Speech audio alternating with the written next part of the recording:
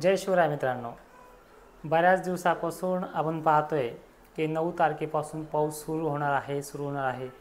प्रत्येक लाईव्हच्या माध्यमातून तसेच थोडक्यात व्हिडिओच्या माध्यमातून देखील तुम्हाला 9 तारीख देऊन अक्षरशः 4-5 दिवस झालेत आणि त्याच्याही अगोदर तो सप्टेंबरचा पाऊस बंद झाल्यानंतर सुद्धा या पावसाची पूर्वकल्पना आपण दिली आहे. मात्र विविध माध्यमातून 9 तारखेला खरंच पाऊस येणार आहे का त्यांचा अंदाज पाहिल्याशिवाय बरेचसे शेतकरी समाधान व्यक्त करत नाही. मित्रांनो, ही जी माहिती असते ही सर्व शेतकऱ्यांना पाठवायचा प्रयत्न करा. कॉपी पेस्टचा जमाना तवाच उघडा पडत आहे. तर आता वळूयात अंदाजाकडे. बाकी सगळेजण हसा.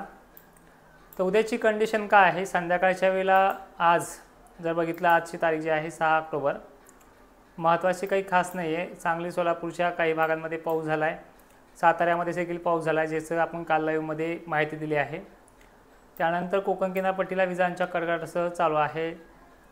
लातूरमध्येही काही ठिकाणी झाला, काही ठिकाणी एवढंही मोठं वातावरण नव्हतं. नगरमध्येही तुरळक ठिकाणी आज पश्चिम भागात तर दक्षिण भागात बऱ्याच ठिकाणी शितोडे पडलेत.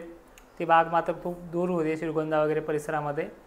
आणि आज संध्याकाळी काही जिल्ह्यांना 7 ऑक्टोबरची संध्याकाळ काही जिल्ह्यांना थोडं सतर्क राहायचं आहे. वारं वगैरे सुटू शकतं अकोट आणि अंजनगावच्या भागांमध्ये सुद्धा.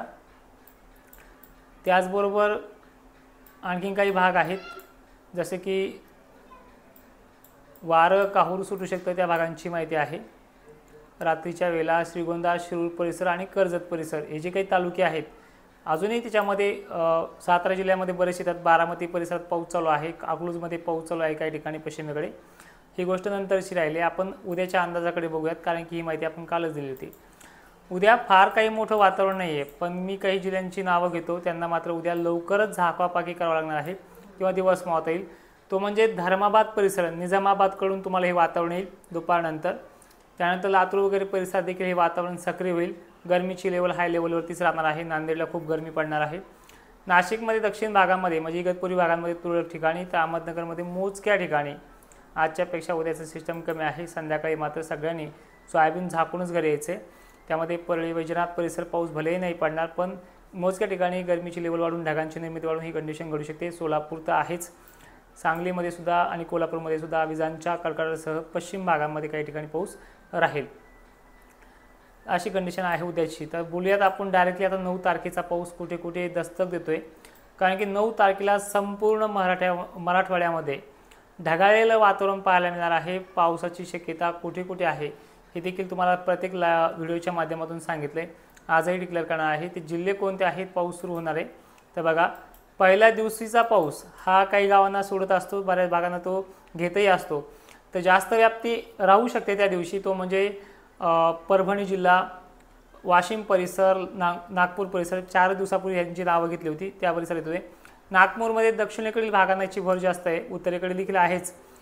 वर्ध्यामध्ये, चंद्रपूर, गोंदिया, हिंगणघाटमध्ये या सर्व जिल्ह्यांमध्ये कोपऱ्यामध्ये 70% क्लाउड कव्हरिंग तर 50% भाग घेण्याची पहिल्याच दिवशी व्याप्ती आहे. हिंगोली, वाशिम हे देखील घेण्याच्या रडावरती आहे. फक्त 2च दिवस बाकी राहिलेत. 9 तारखेपासून सुरू होईल. 2 दिवस जास्त बरसेल, पुन्हा 10 तारखेला थोडंफार कमी होईल. नंतर 15-16 तारखेपर्यंत हे वातावरण असणार आहे. आणि जवळपास 8 दिवस झाले तर आज त्या वेळेला की 15 तारखेपासून मान्सून माघार घेणार आहे. मान्सून माघार घेतली म्हणजे पाऊस गेला अशातला भाग नसतो, हे तुम्हालाही माहीत झालं आहे. मान्सून गेल्याच्या नंतरही पाऊस पडतो आणि हे अवकाळी पाऊस म्हणता येते त्याला. तर त्याचा व्हिडिओसुद्धा आपण 8 दिवसापूर्वी तुम्ही पाहू शकता. तर 9 तारखेला येणारा पाऊस जिल्ह्यानुसार बघितलं तर नांदेड जिल्ह्यात आहे, माजलगाव बीड पट्ट्यामध्ये आहे, जालन्यामध्ये सुद्धा आहे, अकोल्यामध्ये आहे, अमरावतीमध्ये काही ठिकाणी पडेल, काही ठिकाणी कमी असेल. पण संध्याकाळी सिस्टम ही वाढू शकते.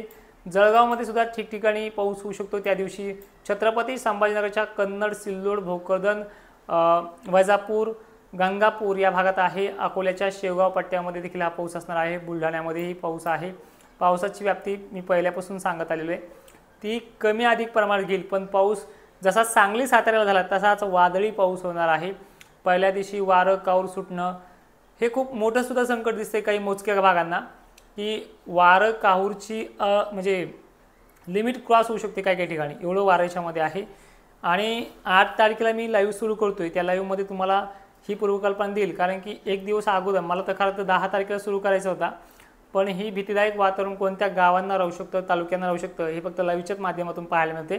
त्या दिवशी ती सुरुवात करूया. आणि उद्या चालू आपला प्राईम मेंबरशिप असेल. प्राईम मेंबरशिप शेतकऱ्यांनी पाहायचं आहे. नंतर पुढच्या वर्षी एकही प्राईम मेंबर ठेवायचं नाही आपल्याला. सगळ्यांना टोटली जे पेड प्रमोशनचं जे आपलं पेमेंटचं जे लाईव्ह असतो तो सगळ्यांना पाहता येणार आहे. फक्त त्या शेतकऱ्याला पाहता येईल त्यांनी ग्रुप्स बनवले असतील, कारण की आता बस झालं 8 दिवसापासून आपण ही माहिती सतत देत असतो, पण ती शेतकऱ्यांपर्यंत व्यवस्थित पोहोचत नाही. पोहोचली तर काही जण दुसऱ्याचं नाव सांगून ती देत आहेत. आहे माझ्याकडे नंबर, माझे नंबर इतरांच्या नावाने शेतकऱ्यांकडे सेव्ह आहे, एवढी त्यांची दिशाभूल केली आहे. असो, तर हा पाऊस अहमदनगरमध्येही पडणार आहे. 9 तारखेचा 9 ऑक्टोबरचा पाऊस म्हणजे त्या 72 तासामध्ये येणारा पाऊस आहे. अहमदनगरमध्येही काही ठिकाणी वादळाचे प्रकार घडतील, पण विदर्भामध्ये बऱ्याच ठिकाणी वादळाचे प्रकार घडतील. 8 तारखेला हे डिक्लेअर करणार आहे. हा पाऊस परत 9 तारखेचा सातारा पंढरपूर या भागातही आहे, म्हणजे पश्चिम महाराष्ट्राला ही परेशानीसुद्धा आहे. लातूर आहे. सांगायचं म्हटलं तर संबंध जिल्ह्यात आहे, फक्त जळगावमध्ये कमी अधिक प्रमाणात राहील आणि विशेष म्हणजे बुलढाण्यामध्ये कमी अधिक प्रमाणात राहील. पाऊस हा सर्व जिल्ह्यामध्ये आहे. व्याप्ती जिल्ह्यानुसार तुम्हाला उद्याच्या लाईव्हमध्ये सांगेल, परवाही सांगेल कारण की हा शॉर्टकट व्हिडिओ खूप मोठा होतो.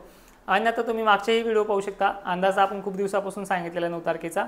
फक्त हा व्हिडिओ शेअर भरपूर ठिकाणी करा आणि ज्यांचे प्रश्न काय असतील ते मी कमेंट बॉक्समध्ये तुम्हाला त्याचा रिप्लाय देण्याचा प्रयत्न करेल, ज्या जिल्ह्यांचं आपण नाव घेतलं नाही अशा जिल्ह्यांचं. तर जय शिवराय, धन्यवाद.